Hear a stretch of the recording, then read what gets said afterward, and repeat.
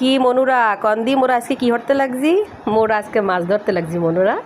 আসসালামু আলাইকুম, কেমন আছেন আপনারা সবাই? তো আমার নতুন একটি ভিডিওতে আপনাদের স্বাগত জানাচ্ছি।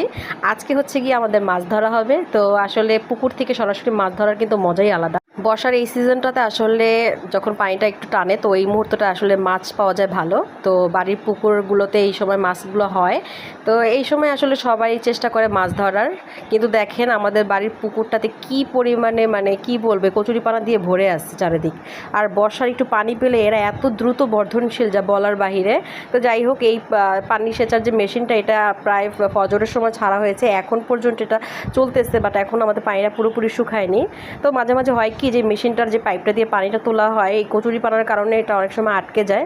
তো এটা ছাড়িয়ে দেওয়ার জন্য এই আঙ্কেলটা আবার নামছে। তো যাই হোক, এরপরে দিয়েও মানে এত পরিমাণে কচুরিপানা, এগুলো তোলাটা আসলে অনেক কষ্টের একটা ব্যাপার হয়ে দাঁড়ায়।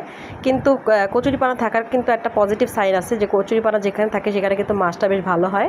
মানে মাছ এইসব কচুরিপানার নিচে বেশি বসবাস করে। তো যাই হোক, এখন আমরা আজকে মাছ ধরবো। তো যখন আসলে সব কিছু পানিটা শুকিয়ে যাবে বা কচুরিপানাগুলো তোলা হয়ে যাবে আর যখন মাছগুলো আমরা হাতে পাবো তখন আসলে এই কষ্টটা আসলে সফল হয়, তখন আর এই কষ্টটা কষ্ট মনে হয় না।